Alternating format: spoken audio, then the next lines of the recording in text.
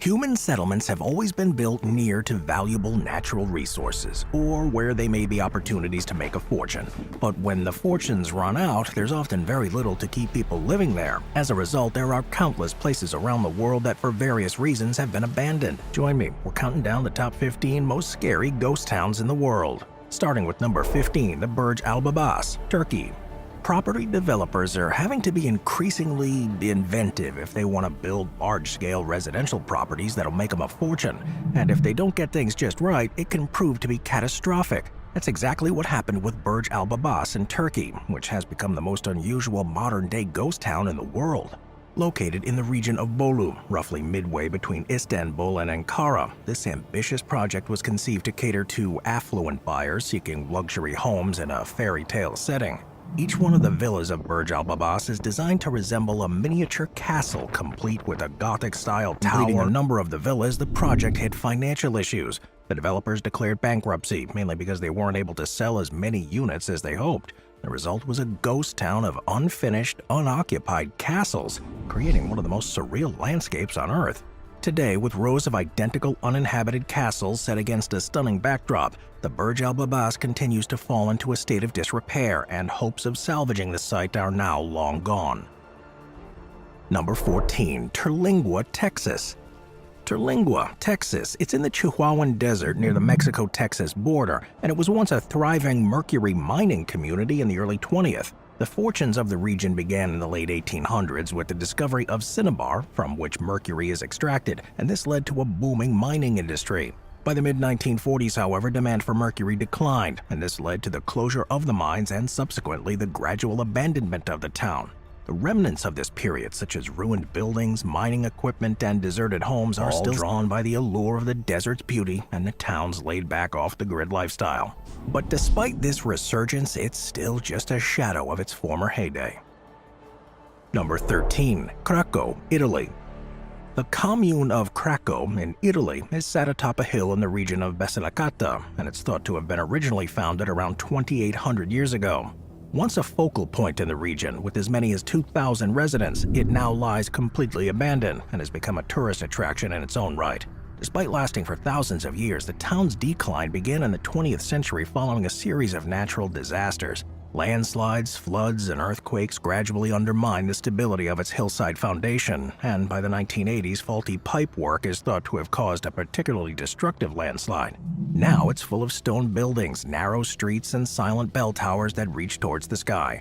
Krakow isn't just special because of its ghostly appearance, but also in the way it acts as a historic monument and the power of the environment, which aims to help save places like this. Number 12. Tianducheng, China. In an attempt to encourage people and investors to move to the country, Chinese officials embarked on a project to recreate some of the world's most famous cities and landmarks as new residential zones. And while some of these proved to be successful, there were others that failed to gain the interest they had expected. One of these was Tianducheng, which is in the suburbs of Hangzhou, Zhejiang Province. And at first, thanks to its skyline, it looks sort of like the center of Paris, complete with its own Eiffel Tower standing about one-third the height of the original. This place officially opened in 2007, but still has an eerily empty feel about it. Beyond the central tower, it's got European-style architecture, including replicas of Parisian buildings, fountains, and gardens that aim to mirror the aesthetic and atmosphere of the French capital.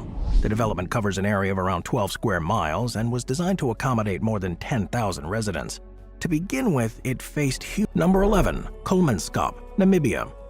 Kulmenskap in Namibia is located in the Namib Desert, just a few miles inland from the port town of Lüderitz.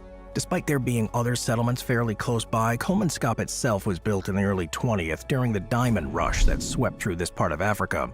Once a hugely busy place with miners flocking to it in hopes of their fortune and a wider community developing around the lucrative diamond trade, today it's nothing more than a ghost town and a reminder of how quickly fortunes can fade.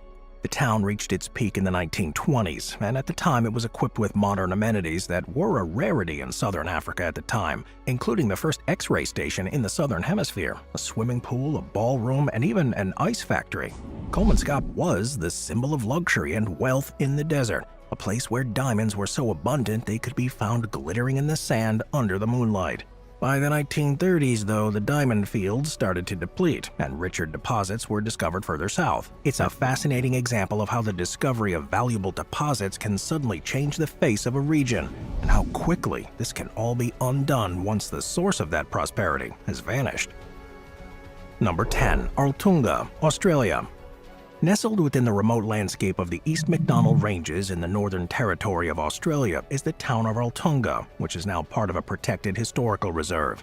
It was established in 1887 following the discovery of alluvial gold by prospectors, and was the first official town to be recognized in Central Australia, marking the beginning of the region's mining. In its heyday, Altunga was a bustling community, albeit small, with miners enduring the extreme desert conditions in hope of striking it rich.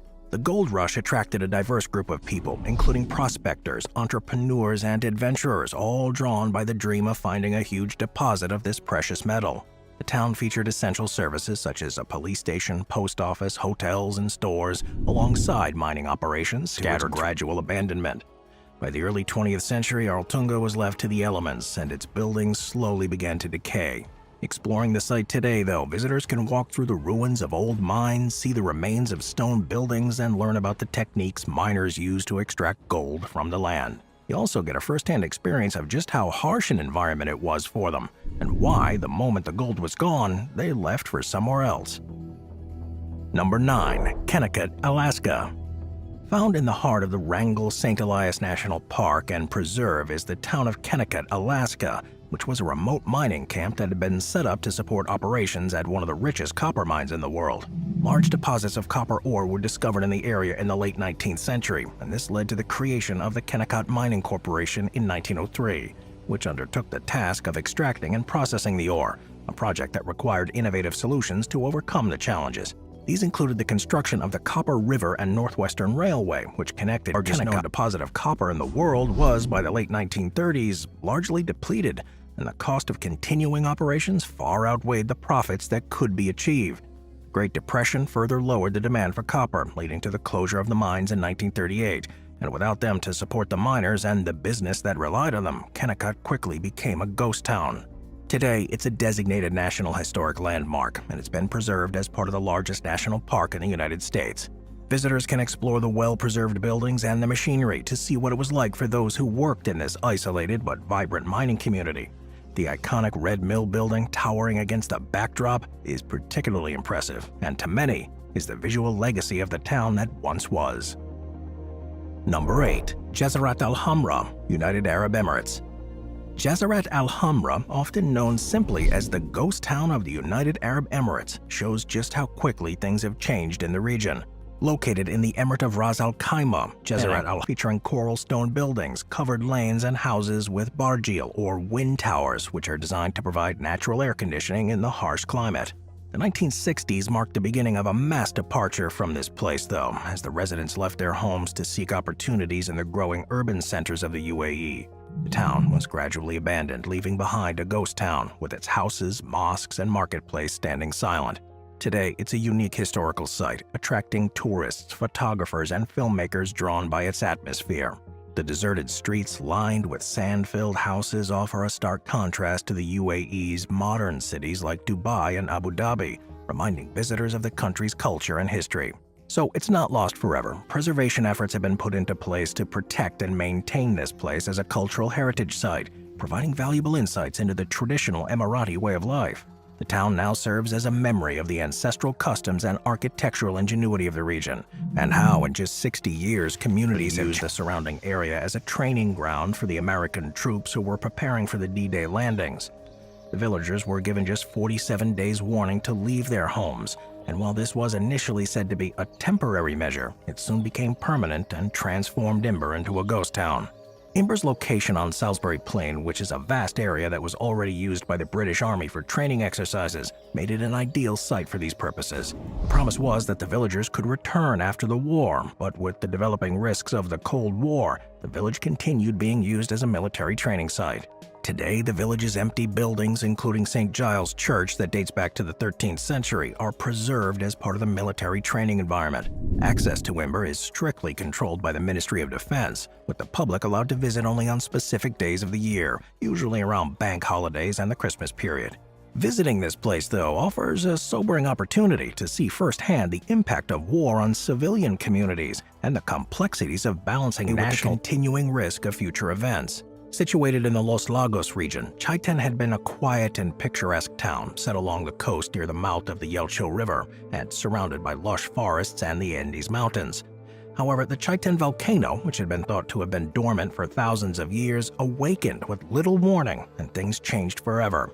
The eruption forced the evacuation of the town's inhabitants as ash clouds rose high into the atmosphere, spreading over vast areas of Patagonia, and a volcanic mudflow threatened to overrun what remained. In the immediate aftermath, the future of Chaiten was uncertain, with the government initially declaring the town a loss and contemplating relocating the entire community permanently. However, the resilience of the Chaiten residents and their attachment to their land sparked a debate about the town's future. Despite initial government reluctance, a combination of residents' determination to return and rebuild along with strategic interest in maintaining the town due to its location near a major highway connecting Chile to Number 5. Pyramiden, Norway. Pyramiden is an unusual town that's on the archipelago of Svalbard, which, while now part of Norway, found itself as a pawn in international diplomacy. It was originally founded by Sweden in 1910 to support the nearby coal mines, but as part of a peace deal was sold to the Soviet Union in 1927. Its ownership was then passed on to a state-owned Russian mining company, and at its peak the town had more than 1,000 residents, with a cultural center, a theater, library, sports complex, and a primary school for the children. The town was named after the pyramid-shaped mountain that looms over it, and it was designed as a model community, showcasing the Soviet Union's vision of a utopian industrial society.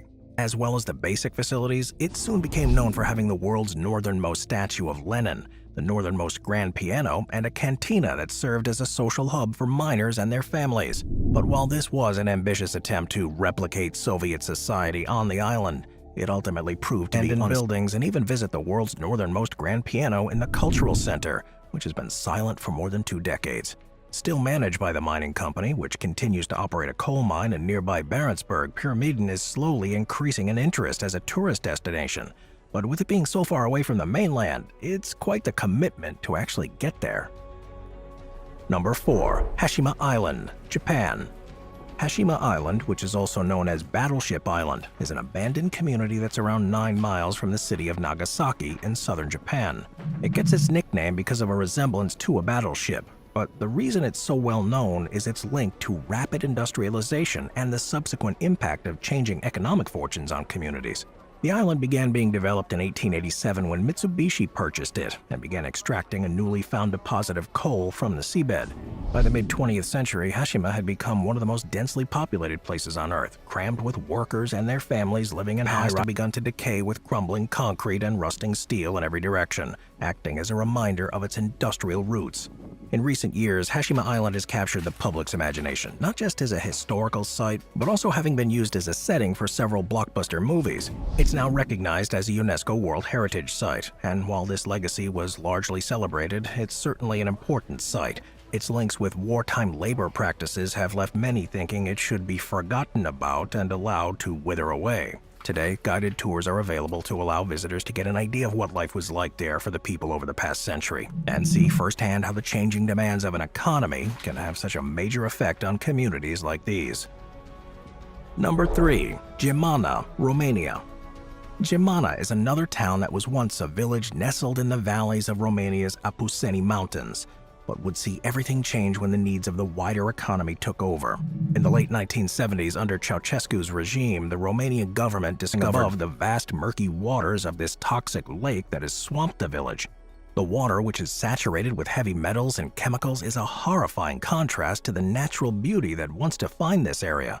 With the toxic lake still in place, this is one ghost town that isn't exactly easy to explore, and there are concerns about the long-term health effects if you're near it for too long. Still, in recent years, it's attracted photographers, environmentalists, and the curious tourists drawn by its ghostly beauty and the tragic story behind what happened here. The site is now a powerful symbol of the need for sustainable development practices that consider the long-term impacts on communities and ecosystems, and it raises questions about the balance between economic development and environmental protection. Should the economic needs of a country really justify such destruction and devastation, particularly when residential space is in such short supply in many places? I don't think so. Number 2. Fordlandia, Brazil. American Rubber, he tried to create a mini America in the Brazilian jungle with modern facilities, a school, a hospital, and even a golf course. The main vision behind it was to break the British and Dutch monopoly on rubber production and to revolutionize the industry by bringing it closer to home.